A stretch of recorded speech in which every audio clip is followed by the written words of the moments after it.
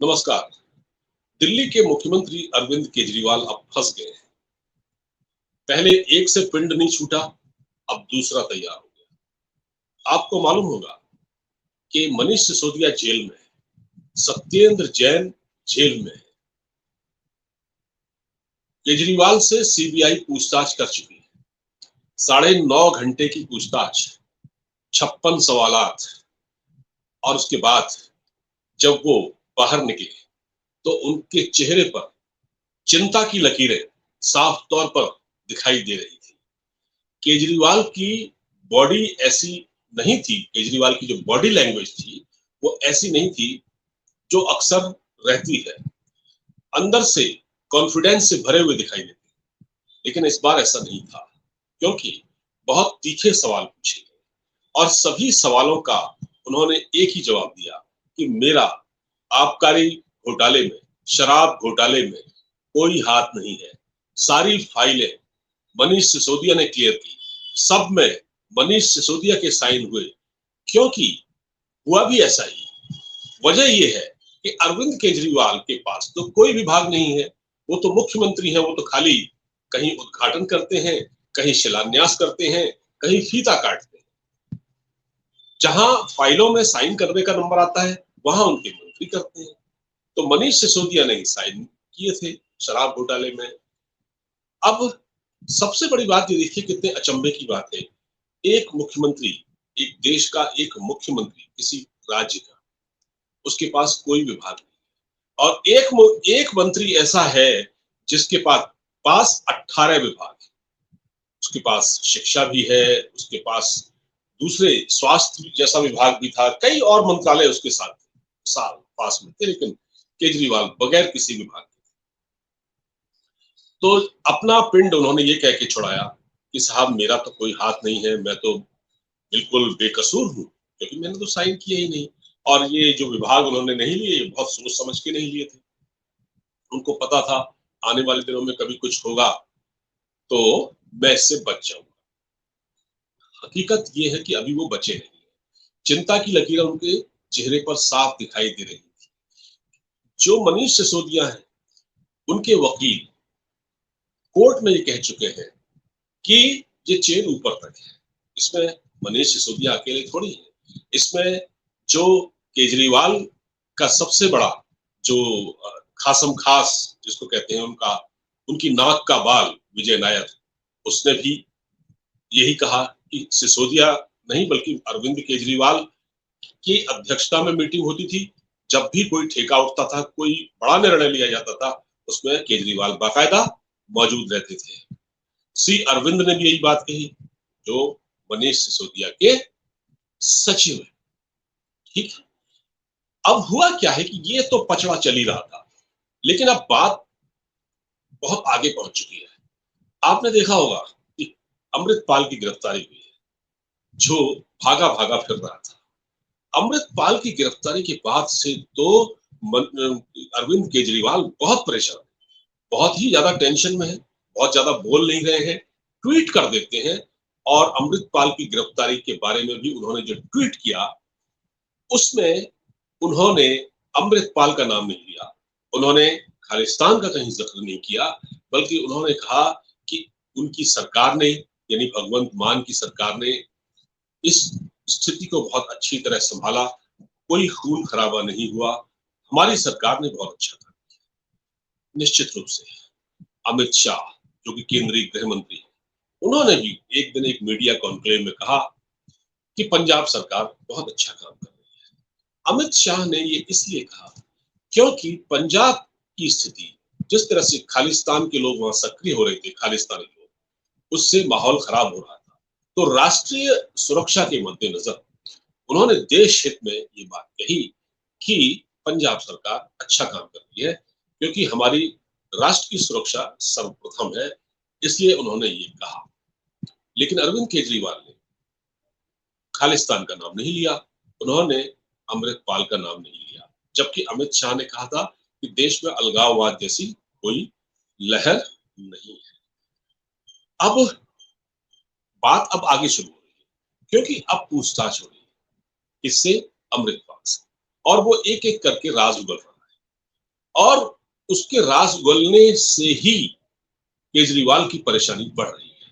केजरीवाल की भी बढ़ रही है, भगवंत मान की इसलिए बढ़ रही है क्योंकि एक तो 35 दिन बाद इसने सरेंडर किया या कहें इसने गिरफ्तारी दी। पुलिस कह रही है कि हमने गिरफ्तार किया, लेकिन पुलिस कन्विंस नहीं कर पा रही अभी ठीक से, तो हम मान लेते हैं गिरफ्तारी दी। तो ये उस जो गुरुद्वारे में जो गया था, छिपा हुआ था या वहां गया था, कैसे गया? जो गांव है जिसमें गुरुद्वारा है वो बहुत सेंसिटिव जगह है, क्योंकि वो जो पूर्व खालिस्तानी नेता जर्नैल सिंह भिंडरावाले का गांव है। उस गांव में तो जगह जगह खुफिया तंत्र को मजबूत होना चाहिए। उसकी खबर क्यों नहीं लगी कि ये गुरुद्वारे में कब गया, मोगा के उस गांव के, और कब इसने सरेंडर किया, और वहां कौन कौन इसके सहूलतकार थे? तो ये पंजाब सरकार पर अपने आप में एक सवाल है। इतने दिनों तक अमृतपाल सिंह अगर पंजाब में ही था तो उसको पनाह देने वाले कौन कौन लोग थे? उस जत्थेदार को जिससे इनकी बात हुई, अमृतपाल की बात हुई, जिसने उसको वहां पर पाठ कराया और वहां अमृतपाल ने स्पीच भी दी, उनको क्यों नहीं पकड़ा गया? और सबसे बड़ी बात मैं आपको बताता हूं, जब इसने पंजाब के अजनाला के एक थाने पर इन लोगों ने अपने साथी को बचाने के लिए अटैक किया, उस वक्त पुलिस ने एक्शन क्यों नहीं लिया? उस वक्त इसके खिलाफ एफआईआर क्यों नहीं हुई? और जब इसने केंद्रीय गृह मंत्री अमित शाह और प्रधानमंत्री मोदी को धमकी दी, बल्कि इसने ये कहा था कि जो अंजाम इंदिरा गांधी का हुआ वो भी हो सकता है, तब पंजाब सरकार एक्शन में क्यों नहीं है? क्योंकि पंजाब में आम आदमी पार्टी की सरकार है। इतना कोई बोल दे प्रधानमंत्री के खिलाफ और उस पर एक्शन हो, तो भगवंत मान ने ऐसा क्यों किया?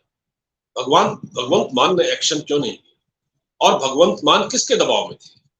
भगवंत मान को कौन गाइड कर रहा था? भगवंत मान किसके इशारे पर काम कर रहे थे? क्या वो अरविंद केजरीवाल के दबाव में थे कि अभी अमृतपाल को गिरफ्तार न किया जाए? हालांकि अब भगवंत मान ये कह रहे हैं कि हमारी सरकार ने बड़ा कायदे का काम किया, अगर हम जल्दबाजी करते हम तो उसी दिन गिरफ्तार कर सकते थे जिस दिन ये भागा था। जिस दिन अमृतपाल भागा था, एक बार खबर नहीं आई थी कि इसको पकड़ लिया गया है, फिर बाद में आया कि ये भाग गया, मोटरसाइकिल पर सवार होकर भाग गया। हम तो इसको उसी दिन पकड़ सकते थे, लेकिन खून खराबा हो सकता था, गोलियां चल सकती थी, माहौल बिगड़ सकता था, लॉ एंड ऑर्डर की सिचुएशन खराब हो सकती थी। लेकिन सवाल ये है, ये सिचुएशन खराब क्यों होती? अगर आपकी सरकार में ये क्षमता है, पूरा खुफिया तंत्र आपके पास है, पंजाब पुलिस आपके पास है, पैरामिलिट्री फोर्स का सपोर्ट आपको था, तो फिर ये क्यों नहीं पकड़ पाया? आपने इसको 35 दिन तक कहाँ रखा हुआ था? कहीं ना कहीं ये छिपा हुआ था, जबकि पुलिस कहाँ कहाँ हाथ मार रही थी। नेपाल हाथ मार रही थी, कभी ये कह रहे थे कि ये दिल्ली में कहीं देखा गया है, कभी कहते थे लखीमपुर खीरी भाग गया है। तो ये छिपता कहाँ फिर रहा था? और ये अचानक सुबह 6 बजे उस मोगा के गुरुद्वारे में कैसे पहुंच गया? क्या खुफिया तंत्र को इसकी भनक नहीं लगी? क्यों नहीं लगी? किसने उसको गुरुद्वारे तक पहुंचाया और किसने वहां उसके कपड़े बदलवाए? किसने उसको सहूलत दी? इन सारे सवालों के जवाब मिलने बाकी हैं। उंगलियां अरविंद केजरीवाल पर भी उठ रही हैं, उंगलियां भगवंत मान पर भी उठ रही हैं। खैर, भगवंत मान तो एक कठपुतली है, वो तो केजरीवाल के कहे बगैर कुछ करते ही नहीं है। ऊपर से निर्देश मिल रहे थे, और केजरीवाल को किसका निर्देश मिल रहा था? सवाल इस बात का है, केजरीवाल को कौन निर्देश दे रहा था कि अभी भगवंत मान को छिपा कर रखा जाए और भगवंत मान की चहलकदमी का किसी को पता ना लगे, वो सरेंडर करे या जो भी करे। ये बहुत सारी बातें हैं। तो जब अमृतपाल से पूछताछ आगे बढ़ेगी, उससे खुफिया एजेंसियां, हमारी एजेंसियां, पुलिस और एनआईए पूछताछ करेगी, तो वो बहुत कुछ उगल देगा। केजरीवाल को इसी बात का डर है, और यही वजह है केजरीवाल बोल नहीं रहे हैं, ज्यादा ट्वीट कर रहे हैं, लेकिन न खालिस्तान का नाम ले रहे हैं, न अमृतपाल का नाम ले रहे हैं। केजरीवाल अपने ही बुने हुए जाल में अब पूरी तरह फंस गए हैं। मनीष सिसोदिया ने भी कह दिया, उसके वकील ने भी कह दिया कि शराब घोटाले में मैं अकेला नहीं, ऊपर तक है। ऊपर कौन है? ऊपर कोई फरिश्ता नहीं बैठा है, ऊपर केजरीवाल बैठे हैं। सब कुछ उनकी निगरानी में हो रहा था, जवाबदेही बनती, इसलिए केजरीवाल बहुत बुरी तरह डरे और घबराए हुए। मेरी इस बातचीत में मैंने कोशिश की आपको समझाने की। अगर आपको अच्छी लगी हो, इसका कंटेंट पसंद आया हो, इसको शेयर कीजिएगा। इजाजत दीजिए। नमस्कार। जय हिंद।